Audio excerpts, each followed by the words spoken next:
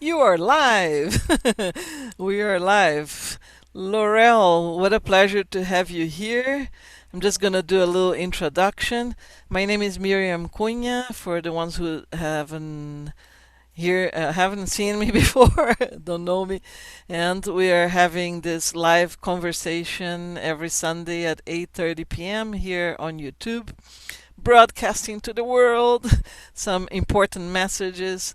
And tonight we have a very special guest. Laurel Glenn is here with us. Hi, Laurel. Great. How are you doing? Good. Excellent. Good to Well, see you. today is being celebrated. Well, actually, it's tomorrow, but lot of Canadians are celebrating Thanksgiving tonight. So I am thankful to have you here, and thankful for the message you're going to share and your Yeah. expertise on Well, hands. on hands. Yeah, it's my favorite thing to do. So yeah, I'm grateful to be here too. It's kind of fun. I've not done this kind of thing before, but I prepared some slides, so hopefully we can get some people interested and excited because reading hands is something I'm passionate about. I've done it for a long time, and Hi. I'm looking forward to sharing some of it tonight. I'm absolutely sure everybody's going to be fascinated because I had a peek before, so I know what she's Yeah, presenting. yeah. Although you brought some new information that I haven't seen yet, and I'm really excited to see that part too. Good, good. And can you just give a little brief about how this all started for you?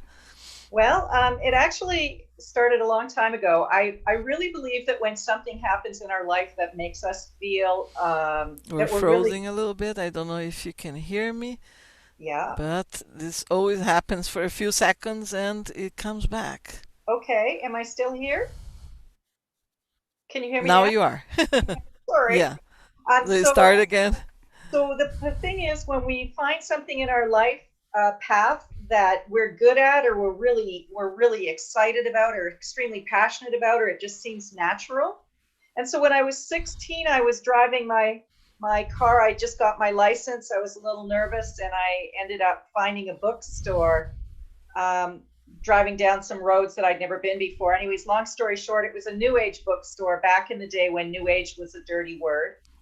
Um, and so I bought a deck of tarot cards, and I bought a book on palmistry, and it was something that really resonated with me. It just made sense. And it was like I remembered something. It was easy. I didn't have to study. It just was intuitive. And so to me, that's usually a sign of a past life that you've kind of picked up and you Mm. keep on going. And so that was 16. I traveled when I was in my 20s, backpacked through Australia and New Zealand, and read palms through Australia and New Zealand for 3 months, and realized that it was an easy way for somebody I was quite timid, for somebody to meet people.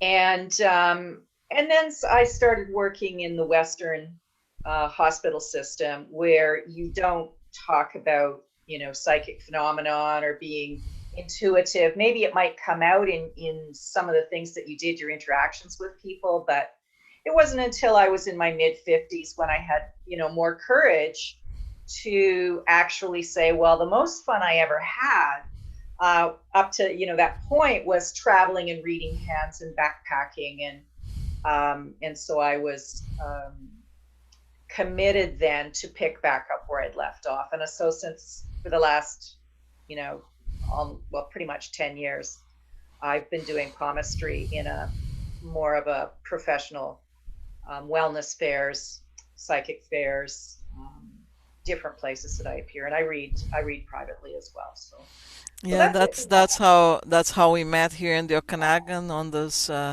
events where we share our abilities. Yeah, and it's And and it's so nice to be with somebody that understands it.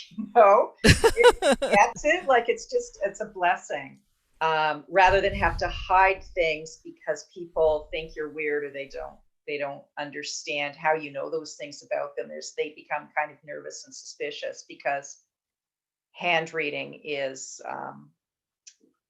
your subconscious mind. Now you've frozen, Miriam. Does that mean that I've frozen too? Yeah, you did, but now we're back.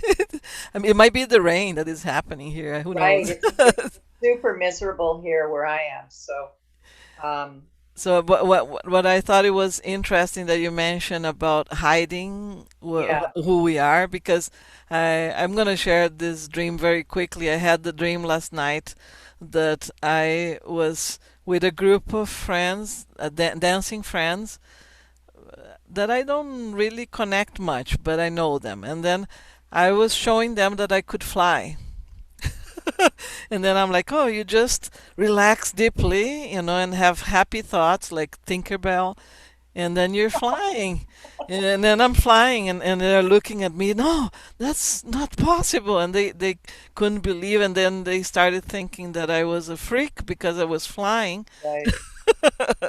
And yet we all So do in our dream state, and yeah. so I realized that on the dream, and then when I woke up and I analyzed the dream, I was like, oh, okay, so because before I went to sleep, I was asking for how to heal my legs, and what was still there. And I realized with the dream that I have been hiding who I am, and who I am is this freedom of flying, Right. right? So showing to other people that I'm free, a free soul, was freaking out people, so I started hiding it, and blocking my legs from moving forward.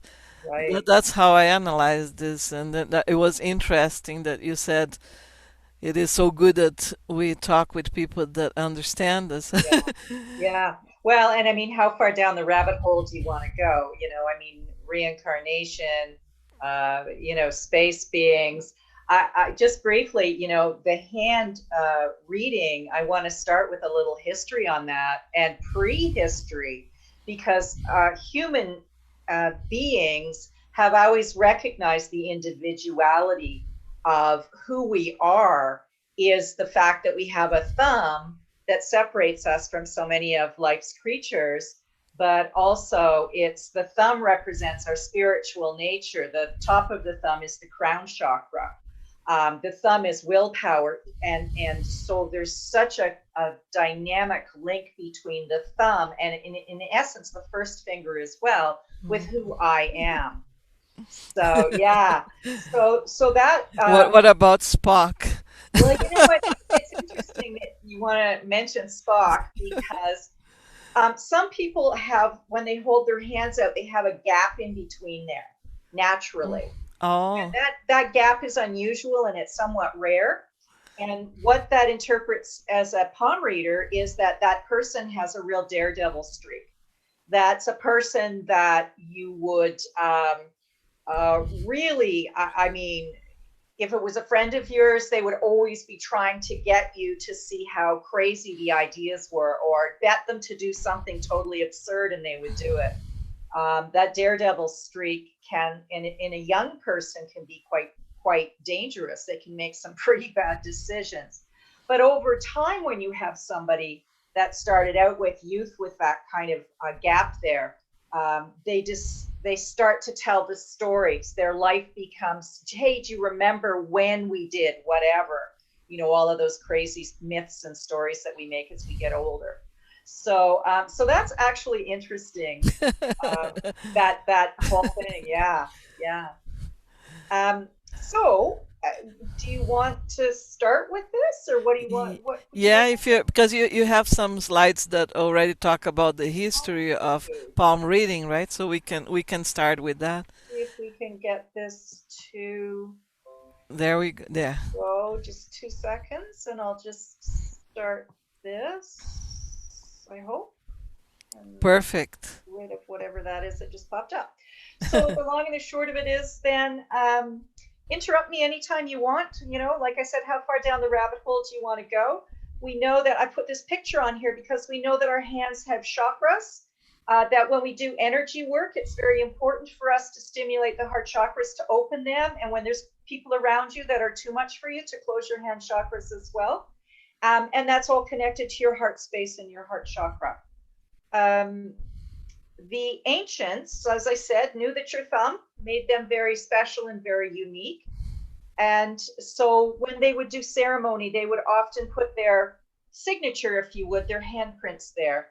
And so many of the ancient sites have handprints that are uh, from different age periods, actually, some newer, some older, etc., because the sites are used over and over again. And I wanted to just go a little bit into the southwestern United States. I've been there several times. I lived in a little community called Sholo. And so you'll notice the handprints are on this rock face, and they have, the four fingers and the thumb. These are very, very old. And so it's very interesting how the patina on the rock hasn't affected the handprints. But if you notice on the other side, they're sort of angelic beings. They're giant beings compared to the smaller people beside them. And it's interesting to me because the Southwest United States is full of stories about the sky beings, the thunder beings. And as you can see on both rock faces, there's symbols of stars and suns, etc., as well. And the reason I Yeah. want to point out the hand on this rock face is because it's a perfect hand print. And then the next picture I want to show you is again the giant beings, or the star beings, if you will. But very distinctly on this one, you can see that there are four fingers and there are five fingers. Yeah, And one hand has got four and the other one has five. exactly. And when you're in and you'll notice the one on the far side as well also has four fingers Four and it's fingers, holding yeah. something. Mm-hmm. So it's interesting to me that the First Nations in that area, I met a shaman there, and he was showing me the hand of the star beings, and the hand of the star beings has four fingers, and the human hand has five fingers. Mm-hmm. So I'm very interested in this one pieces in particular because it's the blending of the star beings and the humans.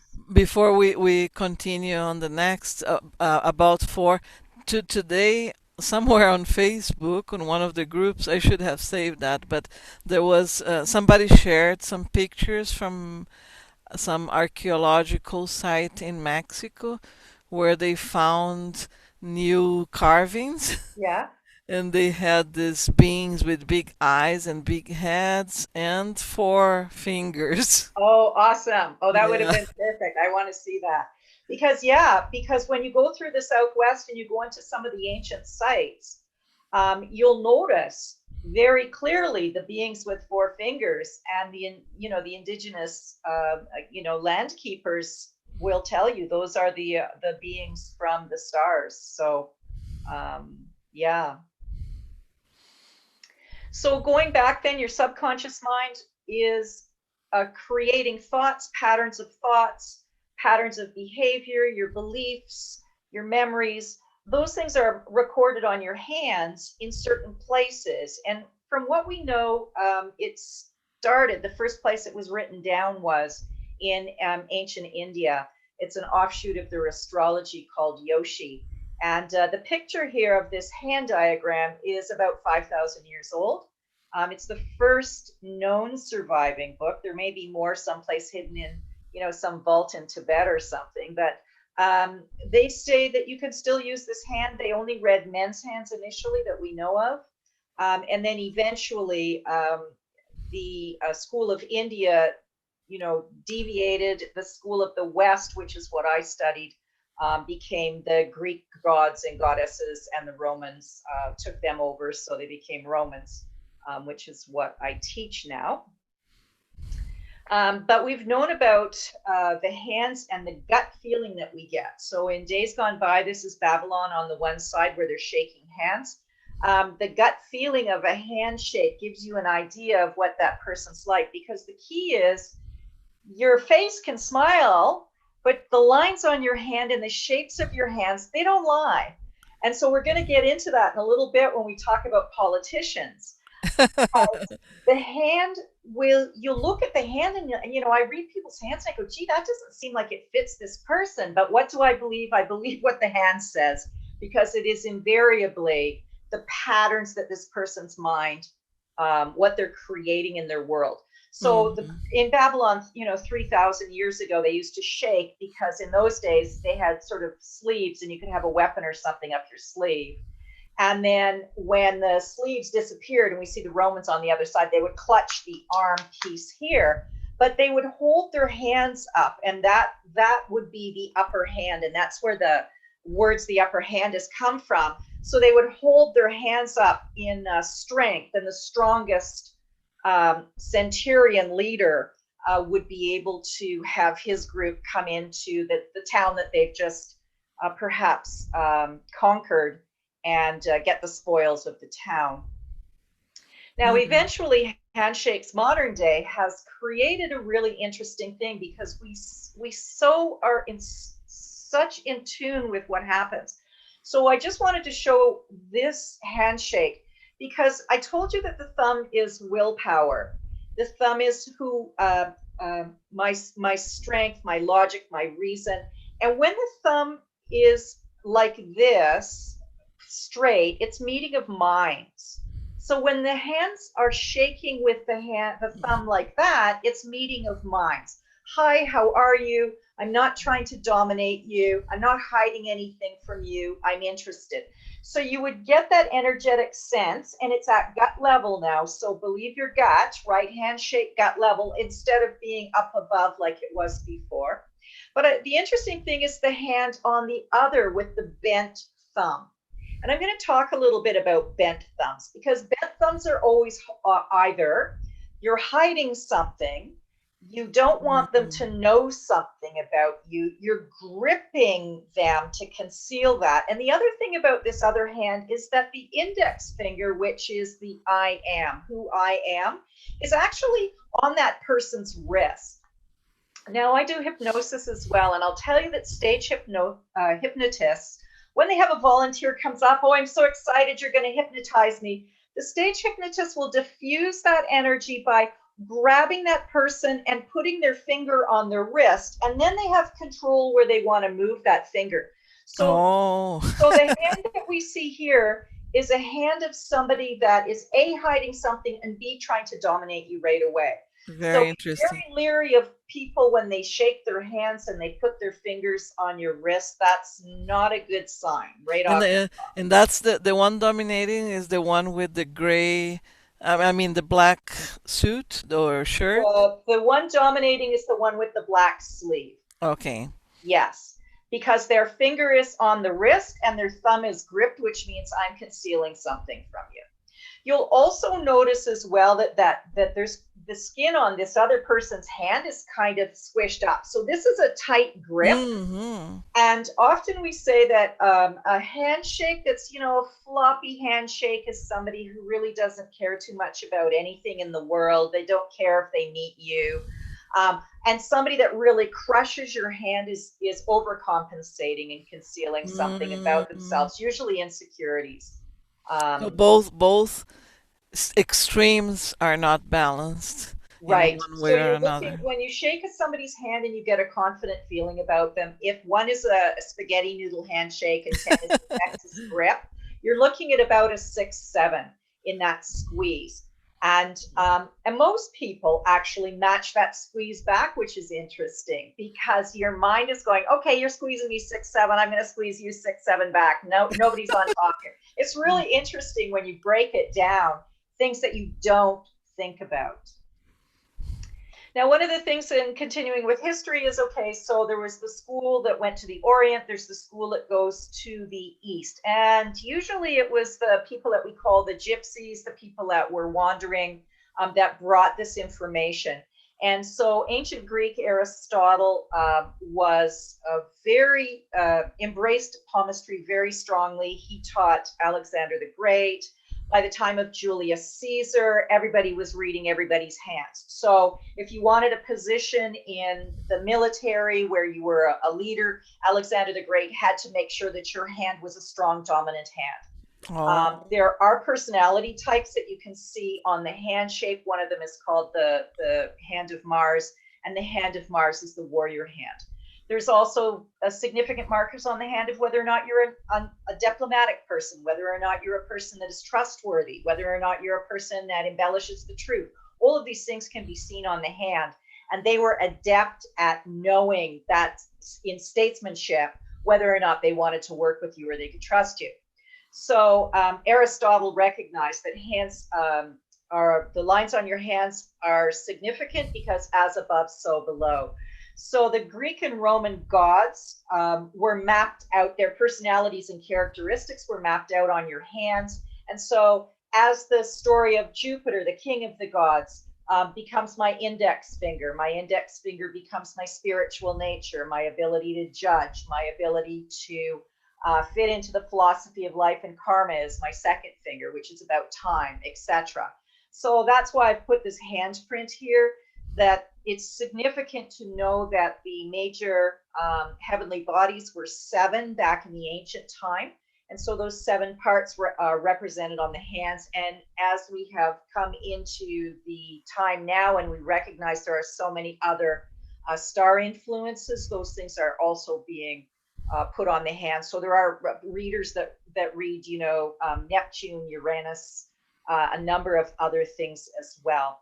And significantly then, the Romans are what I teach now because those names are the ones that are relevant. Now we follow all of that up to, that was practiced all the way up to the Middle Ages. It got to about 1000 AD when the church decided it was dangerous for other people to be knowing who you are, to be using those skills.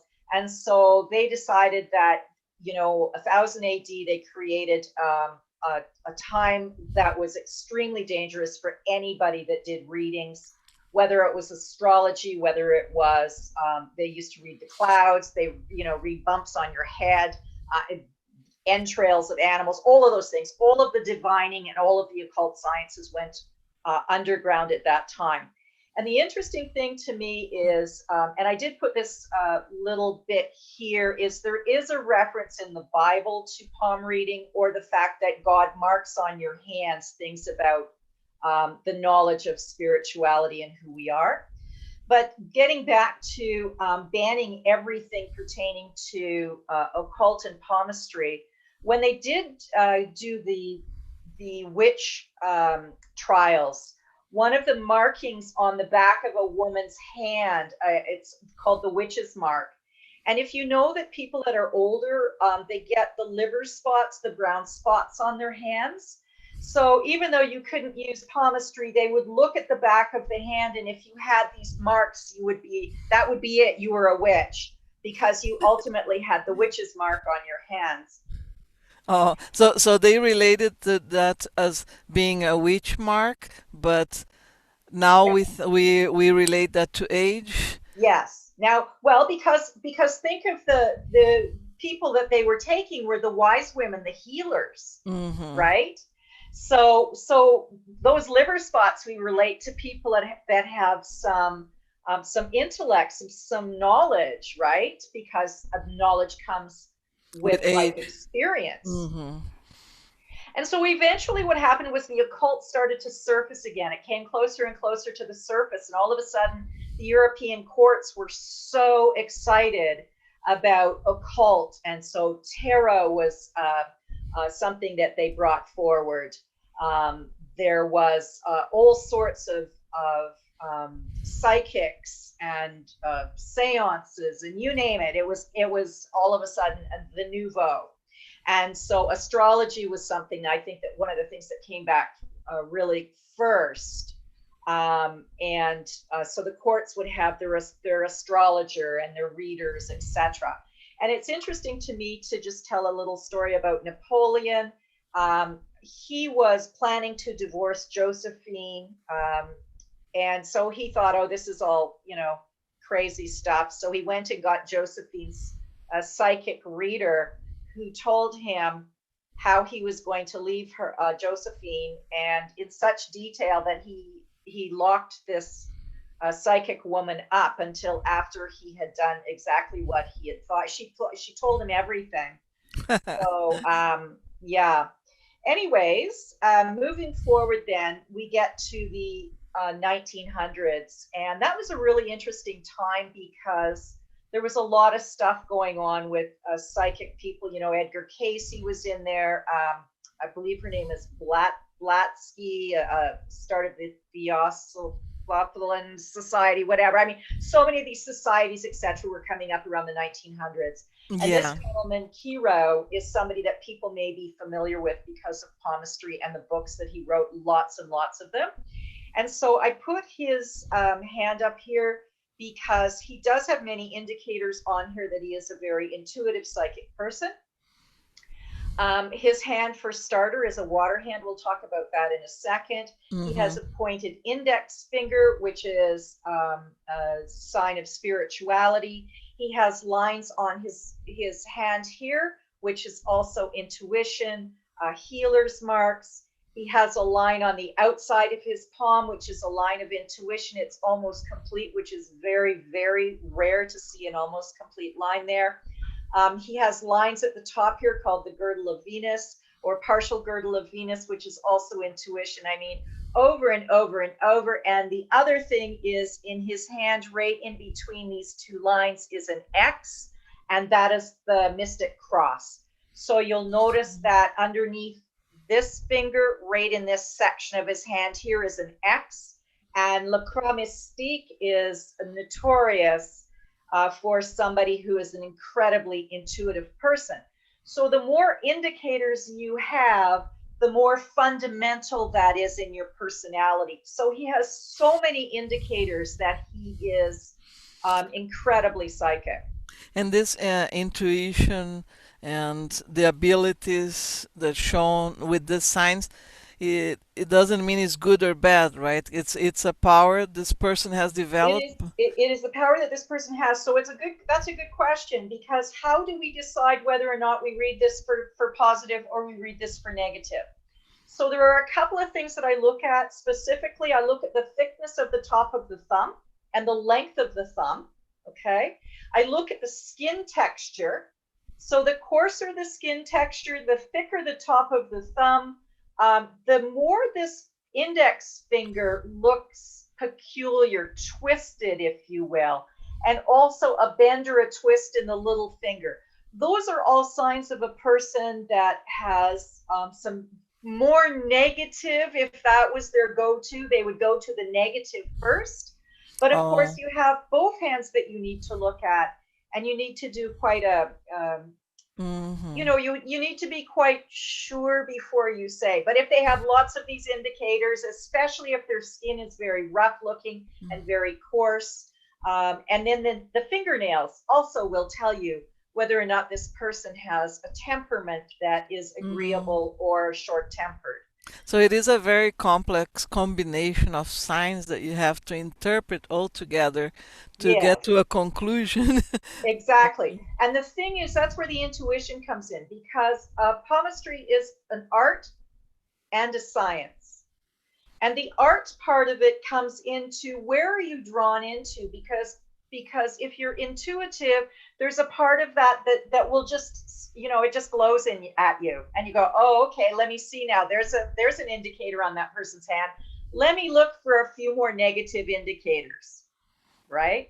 Or wow, when I look at this man's hand, I go, wow, look at all of these indicators. He's got the mystic cross, he's got this almost perfect line of intuition, he's got a pointy first finger. Holy cow, this is really a person that would be reading me when I do a reading. So yeah. And then in the 1900s, again, we had the gypsies that were quite common. And so on the one hand, you see an authentic gypsy who is doing a reading of this woman. And on the other side, we see the stereotypical photo, 1900s photo of a gypsy woman who would be reading. And they often, they looked at them as people who were, a party person or somebody that was maybe just going to kind of take your money. There was a lot of people that didn't take them seriously, but there was a lot of people like this woman who would seek them out because they knew there was something to what they were doing. So the other thing is, Uh, The Laurel, we have a question. I don't know if okay. you want to leave the questions for later or Is it pertinent to the like to what we were just talking about? If it is, great. it's about the thumb because Yep. Antonio Freire he said that his the tip of his thumb Yep. bends 90 degrees both ways, Okay. and some people find it disturbing. Yeah. So he wants to know what's the meaning of that. What the meaning of the thumb is, we're gonna actually it's that's a really good question. So we're going to talk about that with Donald Trump and Barack Obama in a little bit. The tip of the thumb when it curves, some people's thumbs, the tip of the thumb. Now I'm assuming he's talking about his whole thumb. Are you talking about the whole thumb or just the tip? He said the tip of Okay. his thumbs. Yeah. When the tip of the thumb bends 90 degrees, it's the flexibility of the mind. Okay. Mhm. So it means that you can change your mind very easily. So if we went to a party and we expected something and it was completely different, we'd have a great time anyways. Whereas people have a stiff thumb, the person with the stiff thumb, man, they would be out so fast because this is not what they expected. They're not going to change their mind. This is the way it is. So you have a Mhm. really good disposition. But the other thing about that flexibility is sometimes it makes it difficult to make a decision and stick to it because somebody might have a great idea and somebody else might have a better idea and somebody else might have a better idea, and so you keep navigating through the changes. So Going with the flow. yes, So exactly, so and it's deciding which is the best one to choose. extreme flexibility then Exactly, of the mind. of the Yes. mind. Yeah. Okay, I wanted to talk a little bit about the ancients because when we talk about the Asian part of palmistry, they knew that the thumbprint in particular was the thumbprint of the emperor. Prints never change. And when I read fingerprints, I read about the karmic school of life that you've come into, because the patterns of the fingerprints won't change throughout your life, even though the lines of the hands and the shapes of the hands will change. So the ancients knew that, and in ancient Babylon, they started to collect fingerprints from sites because they knew that the fingerprints would tell who did that crime. Very interesting Hmm. stuff. And you can see little bits and pieces. The picture on the other side shows the whorls, the arches. There are many um, sites in, for example, in Ireland, where you'll go to one of the chamber tombs, and you'll notice carved in the stone what looks like finger glyphs. And so there's some fascinating work going on with the ancients carving the finger glyphs into those ancient sites. That's very And in the night, sorry? very interesting. Yeah, it's fascinating. You know, I mean, that's just the very quick brief. 1900, 1901, Scotland Yard decided. Now, remember, Babylon was collecting those prints 7,000 years ago, okay, to the crime sites. 1901, Scotland Yard decided, hey, you know what? Fingerprints are unique to a person, and we can tell who they are, so we should collect those. So from that time, they started collecting them. And I put these three fingerprints on the side here because of all of us, our fingerprint patterns really break down to those three types, but there are variations of them. Now, I just wanted to show you what Scotland Yard looked like because when they collected all of these fingerprints, they sat there with little, magnifying glasses and tried to look at, and you can see how many pages of fingerprints. And Holy. this is crazy because they had during the war, they had huge, big buildings, huge, big buildings, floor to ceiling, of these types of things with people, hundreds of people looking through prints. It That's wasn't a lot of work. exactly right. So it's like looking for a needle in the haystack. It wasn't until 1980s that Japan had the ability to create through a computer program how to trace the key points. So this is where it comes into the science, the key points of the fingerprints. So from there now, if you look at the study now of scientific fingerprinting, I mean, they can tell by a fingerprint that could be weeks old whether or not that person is a smoker, whether or not they were on cocaine. They Whoa. can tell the most amazing things now, the way they collect fingerprints. I didn't know that. Yeah, absolutely. It's incredible if you're interested in looking at how much a fingerprint will tell you now when they find them. So if you're being questioned by some authorities that have access to that kind of technology, they Yeah, know if you're lying. You say, "Do you take cocaine?" yeah, No. Oh, but we know you do. yeah. They Oh, get that in the sweat, for lack of a better word, that comes from the fingerprint and that smudges onto whatever that is. You betcha. oh, Yep. So what does a palm reader read? So there's two basic things. I mean, I read the whole hand, and I'm going to give you an example of that in a second. And hopefully, for people that are watching, they'll be able to see what element their hand is. So the element of air, earth, fire, water. But we also read the fleshy parts of the hands.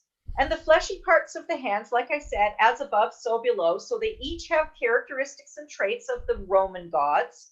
Um, and so what we look for is there something unusual about that? Do they have a really pronounced fleshy part of the base of their thumb, or a really fleshy pronounced part of the outside of their hand, or underneath their first finger? And these are characteristics. And not only can we tell things about that person, but actually I look at people's pictures of their hands, and then I look to see, are they, because the physical characteristics will show. So if their hand is flat, they tend to have characteristics of Saturn, and the Saturn person is somebody that's tall and slim. There's a whole interesting part about the first finger, if that's quite a pronounced part. They're often people that have a little bit of waist around their middle because they really like to eat and socialize. So there's different personality things that you can tell just by looking at the hand. And then I do that when I'm reading at the shop. I'll see people come into the shop, and I'll go, oh, I bet if I looked at your hand, you would have this type of characteristic. So there are things that, this is just an example, but the important part is to remember that my conscious mind, what I act out, my willpower, what I know, how I behave, is the thumb part of my hand. And the other part of my hand is my subconscious mind. And so that's my dream world, my beliefs. That's the things that the way I work in my life, and I don't even know that I do them. They're habits that I have. so this is the tip of the iceberg. It is exactly very, very good. The tip of the iceberg. And while we're looking at this hand, notice the thickness of the thumb. The top of the thumb is quite thick. That would be a person that has quite a stubborn streak about them. The thinner the top of the thumb, the more timid that person is, the more someone can bully and push them around. Now I want to talk about the lines. I'm just going into the major lines. The line at the top here, you can see this hand is Will Smith's hand. The line at the top that curls around here is called the line of the heart. The line of the heart records my emotions and feelings. The line that runs across from this part of my hand across my palm, underneath that is the line of the head, and it records how I think. The line that wraps around the thumb is my lifeline, and it records how passionate I am, how I fill my battery, how much energy I have in the world, how my health and my well-being is. It's also about my ability to love and to nurture. And the reason I wanted to put Will Smith's hand up here is because if you'll notice the line that wraps around the thumb that's quite deep and dark, there's also one that parallels it inside closer to the thumb. And that's actually a guardian angel line. So we can tell on the hands whether or not this person or yourself, how you influence people, how energetic beings influence you. These things are all something that's on your hand. Karmic readings are so much fun to do, to see how connected you are. And in a minute, I'm going to show you the psychic hands and the hand of the witch, which I thought would be kind of fun. And some people have more than one guardian, right? Well, But yeah. yes, but when there's lots of lines on the hand, that's a whole other thing that we're reading. It's called the Grill of Venus. It talks about personality, temperament, passion, sexuality. But this line in particular is important. You can see it on, I think, quite clearly here on Will Smith's hand. So I wanted to show that. The other line that people will talk about, major line, is the one that runs up the bottom here. It starts at the bottom and runs up to your second finger, and that's called the line of Saturn. Some people call it the fate line, the line of destiny. What it records, your subconscious mind says, how safe and secure do you feel in your world? And so that's the information that's on that line. Mm-hmm. So just for fun, I thought we would look at the element of our hands. So there are two key components here. Now, Denzel Washington has a very square palm. You can see how square his palm is. And you can see that in relation to the size of his palm, his fingers are short. And so the earth hand is the element that says, I'm grounded, I'm solid, I'm reliable, I'm predictable, I'm conservative. These are the things that we see on his hand. And you'll also notice that there's a lot. Now we get back to the mounts. The lower part of his hand here, this mount of Luna, is very, very full. And that's imagination. That's the ability to have a connection to mystic self. That's a very strong communicator. That's a person who is very poetic. So his hand, he's very grounded in the things that he does. He has the major lines on his hands as well, as you can see there. And most people have the heart line reaching between the point finger and the middle finger, but his line ends before. It seems like it ends. So that's an interesting observation that you've done, because there's a line that curls up, Mm-hmm. and that's the physical line, and there's a line that goes straight, and that's the emotional line. So the line that goes straight like that is somebody that is a very in a relationship, they want to have a sexual nature. Somebody that has a line that curls up wants to have an emotional connection. Mm-hmm. It's like the line that curls up is they size up their significant other, and they want that person to be to create something together. This person doesn't have to have something created together that is they like that other person to give them lots of attention. Okay. Sometimes Whereas it shows lack of empathy too. the straight line can show it's more of a physical connection, whereas the other one Oh, is okay. the heart feeling, Mm-hmm. warmer, a little warmer. This is a little bit colder in Okay. relationship. The first finger represents the other person in a relationship, and this finger represents you. So when we look at where that line ends, if it ends underneath the second finger, it's a person that likes to have things their way.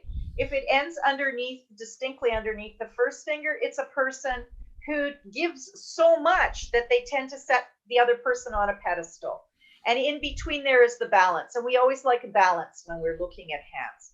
So clearly that's the earth hand. The other thing is there's not a lot of other lines. The reason for that is because my subconscious mind, if it's busy, it puts those lines on the hand. If it's not busy, I don't need to chase all of these things. I have a fairly calm demeanor. Then I don't have lots of markings on my hands. They don't look I always think about people with not so many lines as people that are not so complicated. exactly right. Exactly right. Their patterns are easy to figure out. Now this person has a flat hand. Flat hands are a mount of Saturn, so she is tall and tends to be slim. They tend to be introverted, so she may have her moments when she likes to be on her own. But you'll notice again that she has the square palm, very, very long fingers in relation to the palm. And the fingers represent my mind, my head, my thoughts, where I go to. So she's a person, and again, you notice her heart line is very straight. Notice that between the heart line and the head line, which is also very straight, there's not much space. It's very close. That part is generosity. So the closer it is, the more it's about you. The further apart it is, the more it is accepting of other people. Mm-hmm. When I look at Mick Jagger, we'll notice now that the palm is long. It's rectangular, and his fingers are short compared to the length of the palm. Fire hand. Passion, start things up, get it going, motivated, full of energy. Because of that, he gets bored easily. He has to be constantly busy and constantly into things. And the key about his lines on his hand, you'll notice underneath the ring finger a very deep line. The line of the sun is a success line. Then you can see he's got a very strong line of Saturn, very successful, very secure in the things that he does. And you'll even notice underneath the first finger, there's a line there that's called the line of Jupiter. And the line of Jupiter is a leadership line, a strong, strong personality and character. He's got a very, very interesting hand. It's fascinating, yeah. Yeah. And the thing that's important, Miriam, and I should say that the dominant hand records the information of what we are choosing to do with our world and with things that come at us, how we choose to, what are our habits, what are our go-to, what's our temperament. The non-dominant hand or the lesser used hand is your karmic hand. So when you look at both hands, you get an idea of what did your soul agree to come into? What's that on your non-dominant hand? And how much of a variation is that from your dominant hand? So where are you at in your life path? And what skills did you need? There are so many fascinating things by reading both hands. Now, I wanted to put this one in here because this is a water hand. And typically a water hand has the long palm and the long fingers. A water hand represents a person who is empathic, who is usually psychic. If they're not aware of the fact that they're psychic, it kind of scares them when you're reading their hand and you're saying, wow, you really have an insight into people and into people's behavior. They go, well, yeah, I do. And then you go, well, you're really psychic. And they go, oh, no, I'm not. They get really antsy. But you know right away that if they have a water hand, it's about emotions. So a water hand is somebody that has grown up feeling other people's emotions. They often hold in the family dynamic, they hold the emotions for people. It's fascinating to see a water hand because they are covered usually in lines. And that's because they're holding their stuff and they're holding other people's stuff. And when you look at her hands and you can see, how long her fingers are, her fingertips have a very sort of narrow or a pointy appearance to them. So energy likes to travel through points. So when we get energy from around us, our environment, a pointed finger will get things the fastest. They are the most intuitive, the people that get inspiration. I got this, I just know it, are people with pointy fingertips. There are people like Will Smith.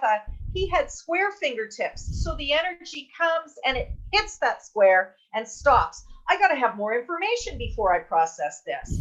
Whereas she just makes decisions like that, which can be good or bad, depending on how her habits are. I had a funny thought now that people who are hiring for companies, Yep.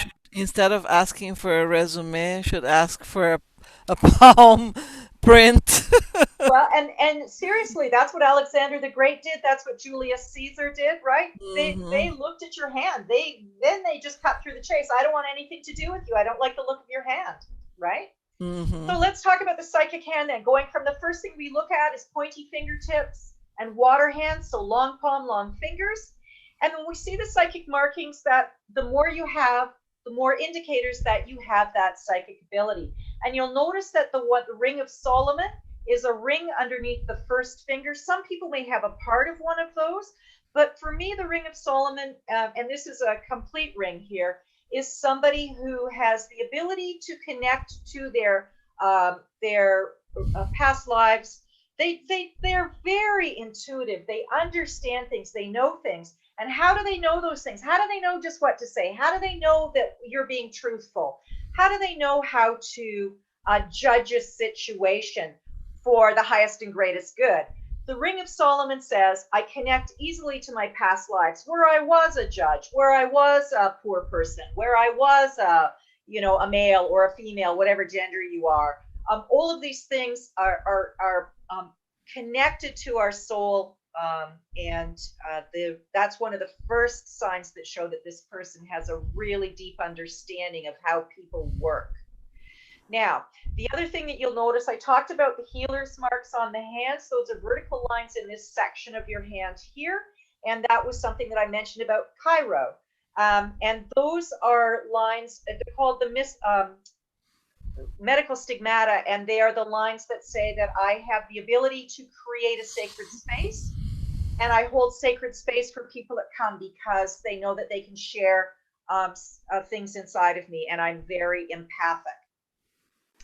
The mystic cross we talked about in between the heart line and the head line, it is an X that shows up there. The mystic cross can show up in a couple of different spots, but if it shows up in the part of the hand closest to the thumb, it tells me that that person has an interest in occult, an interest in mysticism, and quite often is practicing. They may even be working in the field. Hello. On the other side, if they have the mystic cross, they're very, very interested and intrigued by it, but they kind of keep it zipped. They keep it secret. Okay. Now, we talked about the line of intuition, which is the bow on the outside of the hand. We talked about a little bit that section of the Mount of Luna, which is how deep that iceberg is that you mentioned. And so lines that come across there are lines that say that this person does many journeys. And if they come further onto the hand, especially if they have that line of intuition, the journeys that they're taking are pathways of, astral projection, journeys that they know in their dreams, that they're prophetic dreams. They're very connected to knowing what a lucid dream is compared to a symbolic dream. They're very good at reading and understanding symbolisms. They pick all of that up first. The bottom part of the palm here, mine goes straight across. Some people have a fullness here, and the fullness there is the Mount of Pluto. The Mount of Pluto is an old soul. So that's something that I would include on this as well when we're talking about a psychic hand, because they are finishing up tasks from previous lives. Droplets on the fingertips, very important. When we look at the pointed fingertips, if they've got little droplets, boy, I tell you, that's sensitivity pads. On this hand here where the blue arrows are, you can see the complete line of intuition there as well. Mm-hmm. Now, palm signs of a witch. They'll be in the segment of the finger here or down below. In these two parts, not the top, these two parts here, you may have what looks like an X or a cross. You will have what's called the girdle of Venus, so an arcing between those two fingers, okay? The healer marks, and you'll notice that there's a circle here. It says strong intuition where the circle is. So the fingerprint patterns can also appear, they're called patterns or loop patterns, that show up in the skin loop patterns on your hands. Not everybody has them. We know about 13 of them that show up. And so this is a picture of the outer palm of the hand here. And you'll notice how there's a spiral there. Okay. That is like a vortex that just draws in any mystical connection, any energetic beings, guides around you. They are just talking to you. So this is a direct intuitive. Now, some people have the spiral like this, and some people have what looks like an S pattern there. But you'll notice it's quite distinct in the skin ridge patterns. Now, you'll notice here the mystic cross, and you'll see where it is on those lines. I was hoping that people would be able to see those, but that's distinctly what lines I'm looking for the mystic cross. And then you'll notice it on this person's hand in between those lines. Yeah. When we look at the mystic hand again, we look at also the Mount of Apollo, because these are the fleshy parts of that part of the hand there. That's about how I relate to other people. Are other people talking about me? So it's about reputation. It's about knowing that your other people are noticing you. So there's intuition in that as well. And then I've got the part here again, indicating the section of the hand where you would find a series of lines that would be the astral travel lines, again, in that part of the hand. Pointed fingers, you notice on the one side, notice the thinness to the top of the thumb. We've talked about thick thumbs. This is a very thin thumb, so a very timid person, probably a very gracious person, very intuitive because of the pointed fingers. The other one I wanted to talk about is the philosopher's hand. The philosopher has very knotted knuckles. And typically what happens is the thought comes in and it gets caught up in the knot of the knuckle. So they've got to have more information, more understanding. Then it goes through to the next knuckle. It gets caught up again. So the philosopher's hand typically is a wood hand if you're looking at the Asian way of reading. And the wood hand is pertaining to that person that is extremely wise. And this hand, I told you, is the lady that runs the Wise Women's Festivals, an extremely intuitive woman. And also, her mother and her grandmother had the same hands. So this is a generational a passing of that sensitivity. Very interesting. Yeah. Now I want to talk about, people ask me about the mpom. So I wanted to show where the mpom is. The key is that the line is connected at the top here. The lifeline and the headline are connected. That the strength of the line comes from the headline to the heart line. That line becomes deeper there. It might be thinner from the bottom here, but it's very pronounced and deep in between that section of the headline and the heart line. And we find that it's because of the shadow a bit difficult to see, but we do find it on the Dalai Lama's hand. And it's a little bit easier maybe to see on that bottom hand that I put in there, that line has to be very distinct and connect to the line of the heart there. And when you say it's the fortunate, A fortunate hand. yeah, it doesn't necessarily mean richness, right? It means that this person's life is blessed. Blessed, okay. They're blessed on many, many, many levels. And I can do, if you want another time, I can do spiritual people because I have a print of Mahatma Gandhi, many gurus. They have very interesting hands as well as, That, of course, the Dalai Lama. that would be very interesting. I just wanted to go a little bit into hands here. I have put this link here because I'm going to talk a little bit more about Trump than I had planned on Obama, but I thought it might be interesting for people to notice that Obama has a very distinct mystic cross. Yeah, it's right there. It is staring you in the face. You cannot miss it. Yeah. And I wanted to talk about that because it always baffled me. Why does he have a mystic cross that tells me that he practices the occult? Yes. So why is that? And of course, the mystic cross means that he's very, very aware of how all of those things work. Energy first and foremost. And you can't not see that mystic cross on his hand. So I want you to also see that there are dark spots on his hand in his subconscious area.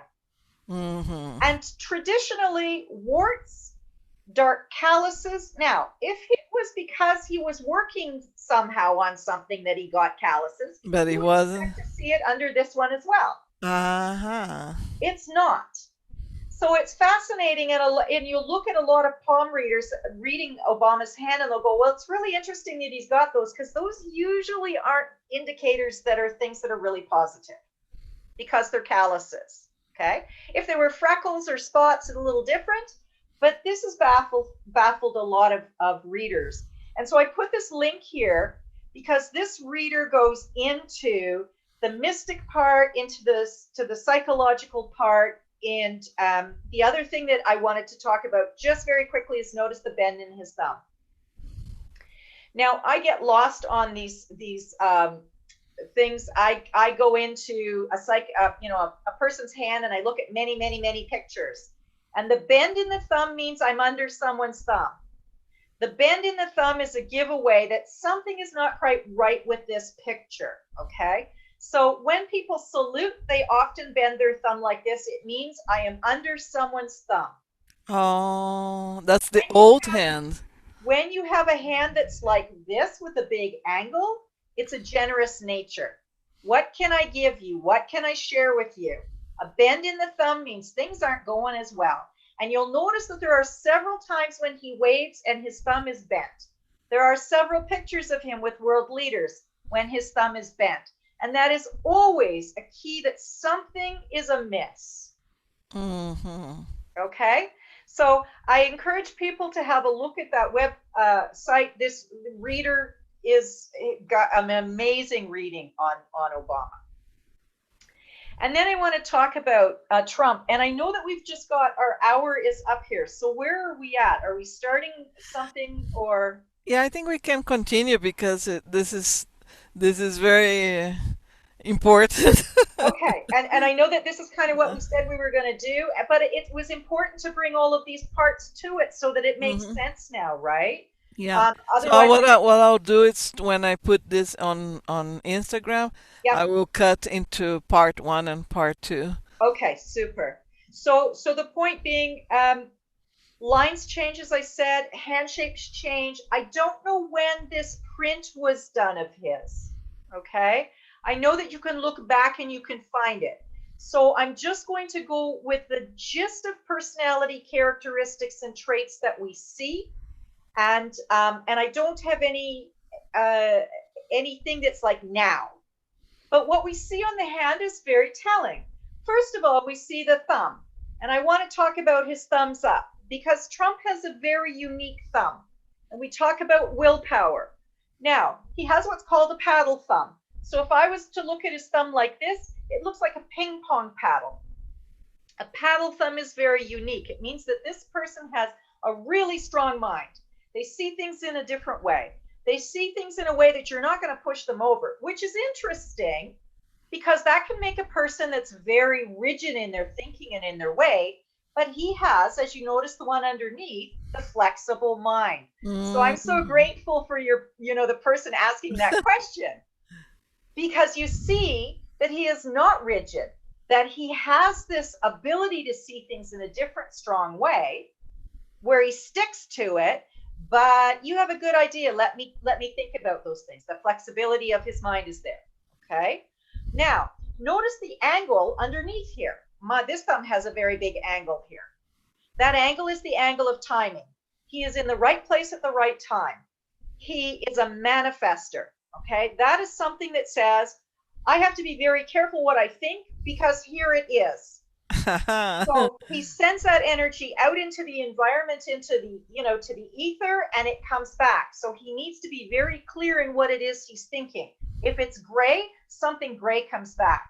The other thing is he may have a thought about something, and it may not be clear. I want blah blah blah, and therefore what comes back through maybe an unexpected way. So he goes, that isn't exactly what I was expecting, but there is something in that I can use. Okay, so the more specific he is, the more specific it comes back to recognize.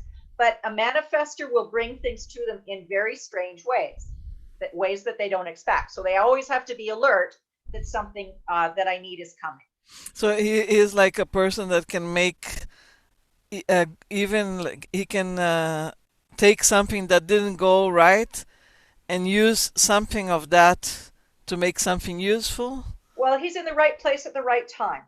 Hmm. Okay, so yeah, so if something didn't go the way, whatever, in his mind's eye, he says, okay, I need to do blah blah blah, and this angle here is the angle of timing, which means here I am, the right time, the right place. Okay, underneath that is also important. It's the angle of rhythm, which means that he has a motion to it's actually about shifting blocks, if you get right down to it, energetic blocks through movement. Now, one of the things about Trump, you'll notice on the handprint and on this picture of him, is that there's quite a large fleshy part underneath here. We talk about the mount of Jupiter. And I mentioned earlier that Jupiter tends to have a little bit of weight on around their midriff because they like to eat, they like to enjoy food, they like to socialize. And when they create, they're called the marrying mount. When they have a partner, they want a partner that is creating a power couple, typically. And just briefly, Melania's hand is a water element. His is an earth element, so grounded. There's a whole lot of chaos going on around us. He's the oak in the forest. Okay? There's a whole lot of stuff going on. He's in his patterns. He's not holding on to stuff. he's the one who's doing things from a, kind of a conservative pattern, kind of predictable in ways as well. But again, remember, he stirs things up because he's got that 90-degree angle on the flexibility of mind. Now, he also has some gaps between his fingers. When you have gaps between your fingers, those gaps are about generous nature. What can I give you? How much time do you need? What kind of, it's always about gifting what I have to gift. So if I have money to gift, if I have my energy to gift, I'm there for you. That's the gaps in the fingers. I want to go back to the hand print. You'll notice that there's quite a gap here. It's interesting that there's quite a gap here because it's like the index finger's been put on, and whenever that is, this is who I am. This is the ego I am, okay? This finger typically is a person that has a good sense of judgment. I know there's probably going to be a lot of people that are wondering what I'm saying, but I'm telling you, what the indicators are on this hand, take it or leave it. This first finger is about knowing who I am. This first finger and this large thumb are about somebody that can have the tendency to be a bully. They certainly will get their way because this finger is called the magic wand as well. Okay, there's power in the first finger, and the combination of the finger and the thumb are very strong. And so this person is a strong person, a strong dynamic. They will not take no for an answer. If they have something in their head, it's going to happen. When I look at the little finger, then want to talk about that. There's a little kink in the little finger. Now, traditionally, a little finger is about somebody that embellishes the truth. Somebody that will talk about something in a way that could be passive aggressive, in a way that could be manipulative, but also in a way that can be streetwise. So just as I have that ability to speak that way, I sure as heck know when somebody is speaking that way to me. Okay, so my spidey senses go off if somebody is embellishing the truth. And that's what this little finger is. This little finger is about communication and communication style and skill. Underneath the little fingers of fleshiness. That fleshiness is Mercury. Mercury, again, you will see the people that are scientific, the people that are judges, judges is the first finger, but lawyers, legal things, legal matters, how things work, business matters. So he has a very strong hand pertaining to business ability, pertaining to salesmanship as well. The second finger has a bend. It bends towards this ring finger. Whenever the finger has a bend in it, it tells me there's a disharmony in this person in some respect. And the disharmony is, this is the responsibilities that I take on. And I've taken on a lot of responsibility. As I've done that, I've piled it on, and it's got to steal some energy from someplace else. And it's actually stealing it from the things that I love to do.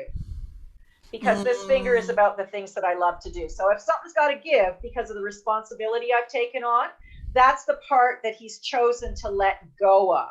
Things that I love to do because of my duty, because of my responsibility. So, in other words, he's sacrificing his pleasure for his responsibility.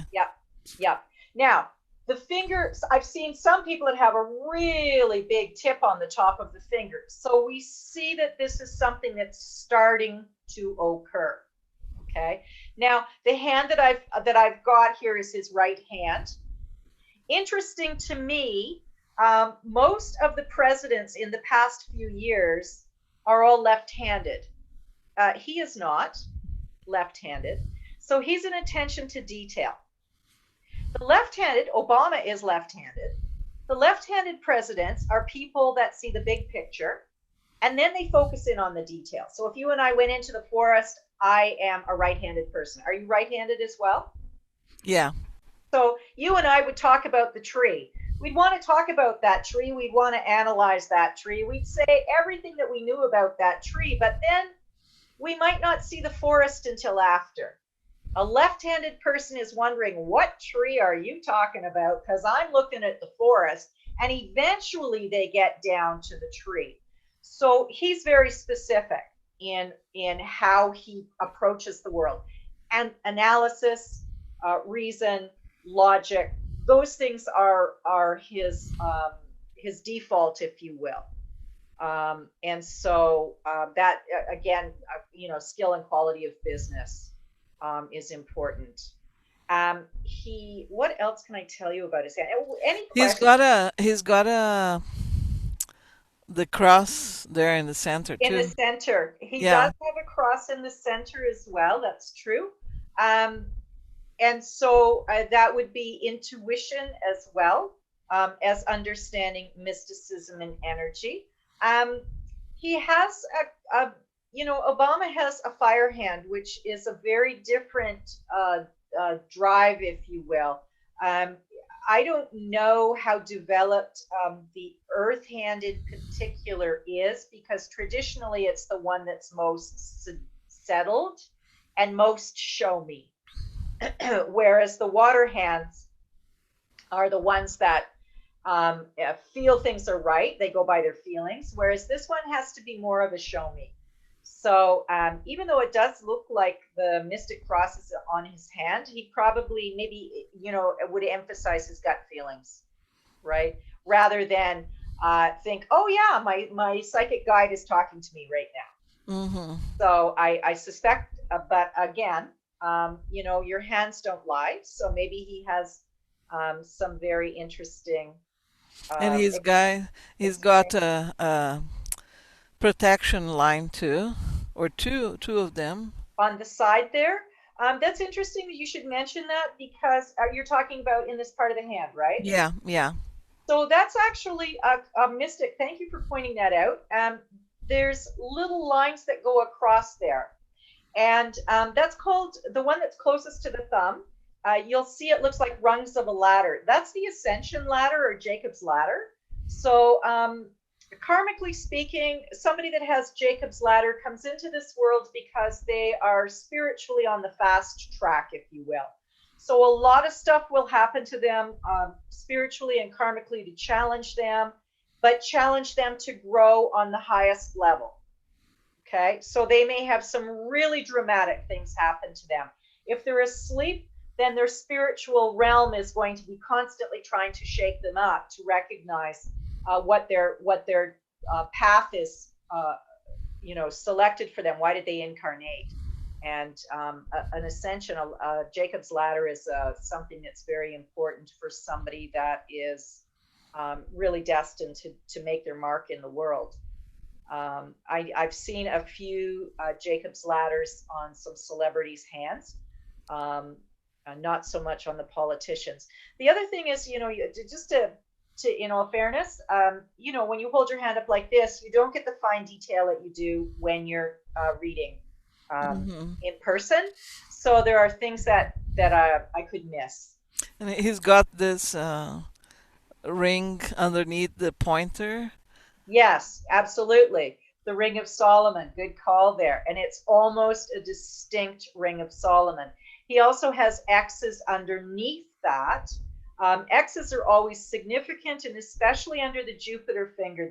They're a positive sign under the Jupiter finger. Elsewhere on the hand, they would be something that was not positive.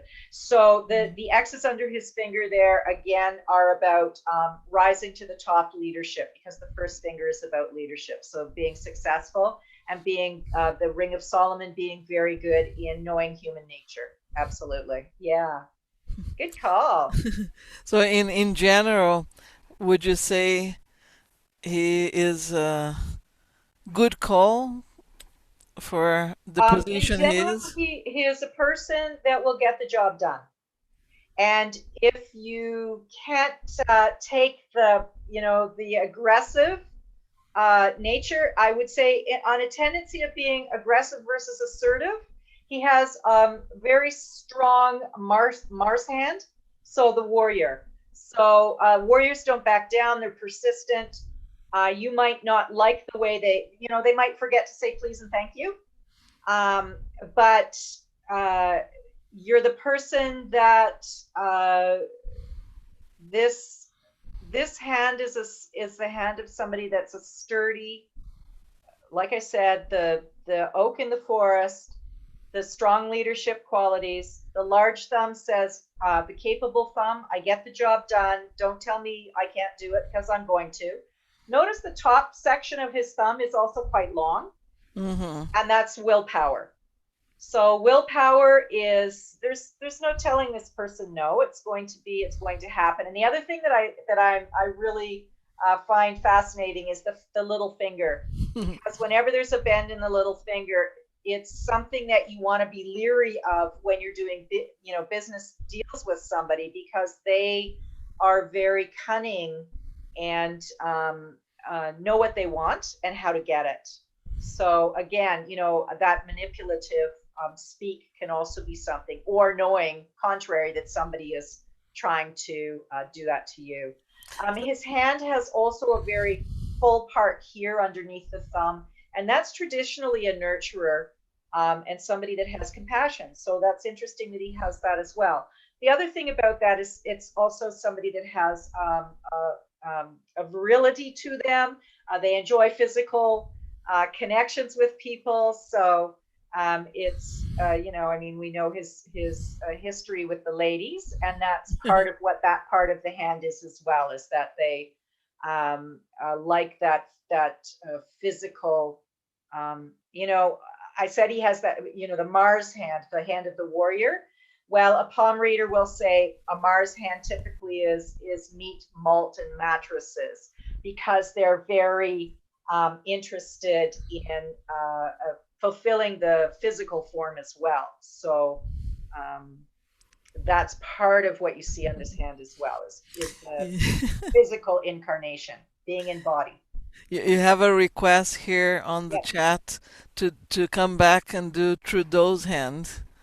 Oh, okay. I can do that. All right. No worries. All right. Any questions? I just wanted to say quickly too, you'll notice there's droplets on his fingertips. So intuition. Okay. Hmm. So he also has the heart line that wraps up around and curves up in between. So there's balance in what he expects in his relationships, in his close relationships. There's a nice gap between the heart and the headline, which means he accepts people. That's your acceptance of how different people can be. So these are all things that are interesting on his hand. And Yeah, uh, so that means he's not racist. well, I mean, I can't, I won't go to define that for yes or no. What I will say is that when there's a gap in between that section of the hand there, that person is accepting of the differences of people. Hmm.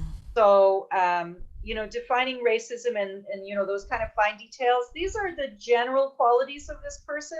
And so therefore I would say he probably takes people as he finds them, regardless of their race or, that kind of thing. I don't, yeah.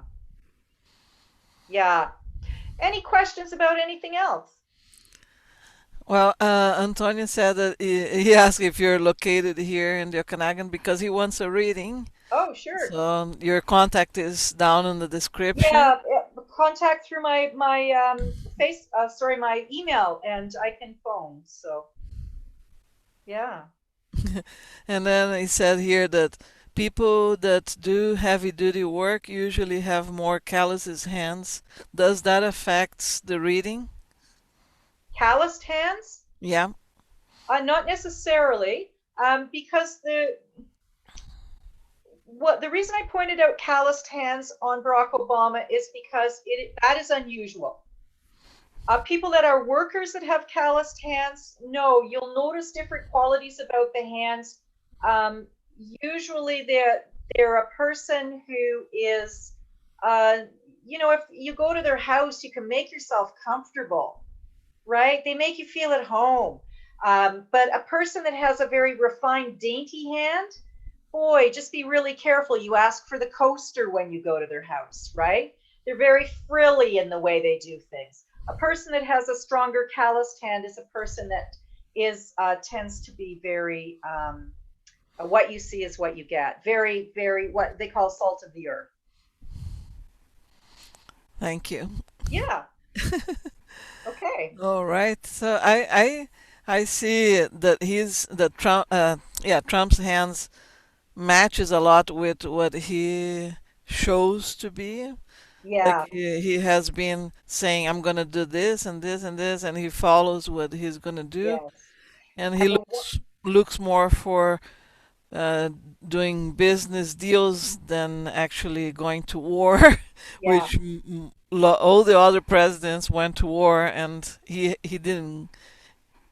He tried Well, to do peace, right? one of the other things that I kind of wanted to just finish up on Trump is the fact that an earth hand loves to finish things. So they observe things, all of the other hands. So the water hand is emotions, the fire hand starts things, the air hand is, in their head thinking of concepts. The earth hand observes all of that stuff and says, let's get it done. And so their feeling of satisfaction is when they complete something. They have to complete things. So for him, if he started it, he knows he's going to get it done. I know all about earth hands because my significant other has an earth hand. Yeah. So it's like, let's do it. We gotta do it. Just do it. Yeah, exactly. They want it has to be finished, and then they get that sense of satisfaction, and you know, yeah. So, any questions about anything else? I was going to just take the screen off here, Miriam. Is that All okay? right. Yes. There we go. Hey. That was fun. It was a lot of fun. Thank you so much for all this sharing your all your wisdom and your knowledge. You're welcome. And I love nothing I like better than to do hand reading. There are what 7 billion of us or something in the world. The fingerprints, no two people have the same fingerprints. How the heck does that happen? Even identical twins have different fingerprints. yes, you were saying that. Like Yeah. even identical twins, meaning that they are identical but their souls are different. But the reason they've come into this world, so the fingerprints, did you come into the school of service? The life of service is listening to the spirit. Did you come into the life of the heart? The lessons of love. Did you come into the life of the mind with wisdom, lessons of wisdom, or did you come into the life of the body? So being at peace in physical form. And those things will never change. And that's where the difference was in the identical twins. Was one was very much into love and emotion, and the other one was very much science, very much science. So the life of service. Yeah. Another thing that when I realized that the right hand is what you're actually doing out of the plan you brought on the left hand, if Yep. you're right hand Yep. dominant, I started thinking, okay, I gotta change some things. So I noticed that I became less complicated because I started getting less lines than I brought in. Yep. But one thing I noticed is that my life length Yep. shortened a little bit. Okay. When we look at the lifeline, a short lifeline.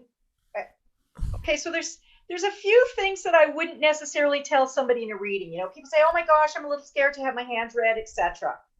There are things that you need to tell people diplomatically, and there are things that you choose not to tell people. I And know. when there's the lifeline, there are certain patterns on the lifeline that say that the life can be shortened or that the health can be challenged. Compromised. Hmm. Yes. Um, the length of the line, actually, that isn't it.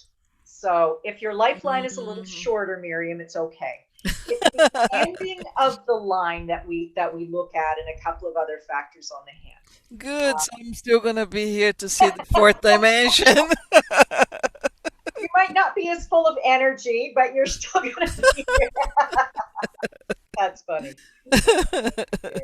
But I understand that about certain things that you have to be very careful Yeah, what you say because when I'm doing readings with cards or psychic readings too, and if I see something drastic happening, maybe somebody passing, yeah, and I was like, oh, how do you approach that? Because yeah, this is something that most likely it will happen, but it might change as well because we're totally. always changing the Right. future, right? So we cannot influence on determining the future.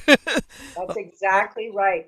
I make sure that when I'm doing readings, that I'm not planting a something into someone's head. I just quickly, I'll tell you, I had a reading from a lady. She had told me she had a reading 10 years before. She'd gone to some psychic fair. And this woman told her that her husband was going to die within a couple of weeks. Now, having said that, he was still there 10 years later. She was terrified. She told me, she said, "Can you Oh, look at my hand and tell me that my husband's not going to die?" I said, "Well, someone told you, and they should never have done that 10 years ago, that your husband was going to die, but he's still here, you know?" So I would take it, just relax. Anyway, she let me read her hands. And it was a much better experience. And unfortunately, there are some people that I said diplomacy is really important and being discerning about what you're sharing. Because yeah. just like you said, we are constantly, constantly creating our future and And we are in charge. And that's the key to remember, is that we are in charge of our future, energetically keeping our thoughts strong and focused. And then that's another really thing what is it does. when you do a reading for yourself. So that like it's happened to me if like a few times, and then I'm reading as like, oh no, I don't like this. Then one time I had this reading. I was in Brazil with my significant other, and it wasn't good what I saw there, but I just didn't want to look at it. I closed the cards and I didn't want to look at it. And Right. what happened soon after was that he had a stroke. Oh, So this stroke was a big change, which right, was the death card. But the death card not necessarily means dying, right. but part of, because a stroke transforms someone. It's like dying and being born again, and you're a new person, Okay. right? And that this transformation was there, but I didn't want to look at it. And then I thought maybe I should have looked better and tried to change something, but I didn't want to look at it. It's always a fine line on seeing something and let's do a change here, or not So look. So I tend to, I mean, people that have the deck of cards, I know that they read for themselves usually quite often. I don't read my hands very often. I'll notice if there's changes happening. I notice those because the lines on your hands can change very, very quickly. Markings can come and go. Warning markings can come and go very quickly on your hands. Usually I'll read somebody's hands and then I'll say to them, if you want a big read, come in a year's time, because there's usually a differences in the lines on the hands. Hmm. But if there's something specific that you want to know a certain aspect, then we can certainly read before that time. So um, if as people look at their hands, I had one of the ladies at the shop, right? She said to me, "There's a red spot on my hand. What does that mean?" And I said, "Well, it's interesting because red spots mean inflammation." And I said, usually they mean that there's something going on in your body where it is, um, uh, there's been some type of injury or wound to your body, or that you can't see. And it was funny because she pulled her sleeve down and she just had this massive tattoo put on her arm. She goes, "You mean something like this?" Oh. Mm. And I was like, yeah, exactly like that. It showed up when she had this tattoo on her arm. And so I said to her, then the key is, when your arm is healed and there's no more, pain and discomfort in your arm from your tattoo, look at your hand. And sure enough, 3 weeks later, that spot was gone off of her hand. Wow. So it is really fascinating, you So the know. hands would be almost like a screen with how, what's the term in technology? The front panel where you see the buttons, or no, this more like the screen. There's a word, but I forgot the expression. It's the screen where you see the results of what you're doing. Well, Right. because the subconscious mind will put the information on your hands in those particular places, right?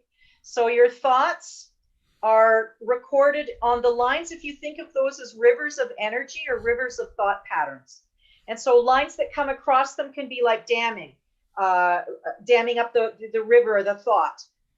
Spots and dots on them. All of those things on the lines represent a distortion or disturbing that river of thought energy.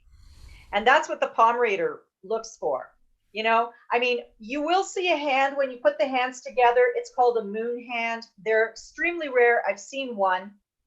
And that's a person that comes into this world, into this physical form, and they're following their path. Most people have all sorts of, for a palm reader, fun stuff to look at on this.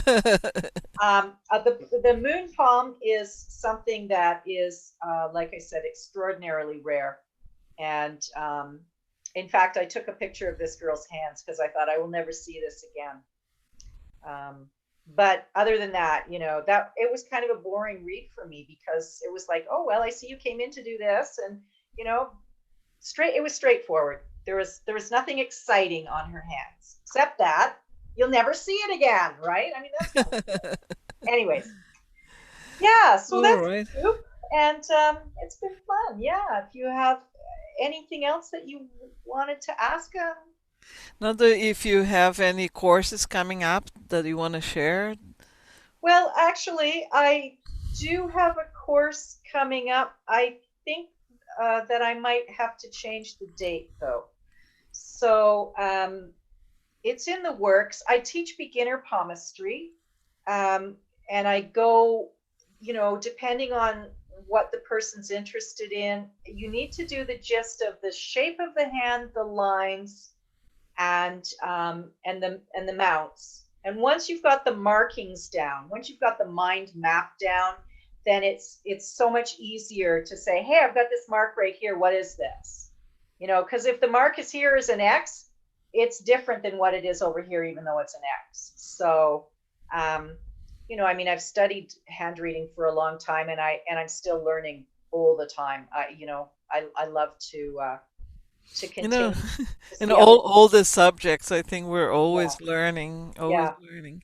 yeah. And if anybody wants to have a reading, you can contact his on the Yeah, if description. I'm happy to do that. I'm quite flexible now. Usually what I do is Zoom, but I need their handprints a day or two before. So I get the photo of the hand, and that way I can enlarge and look at the detail. Oh, that's And I can awesome. also, if I've got good pictures, I can look at the fingerprint and see what school of life they're in.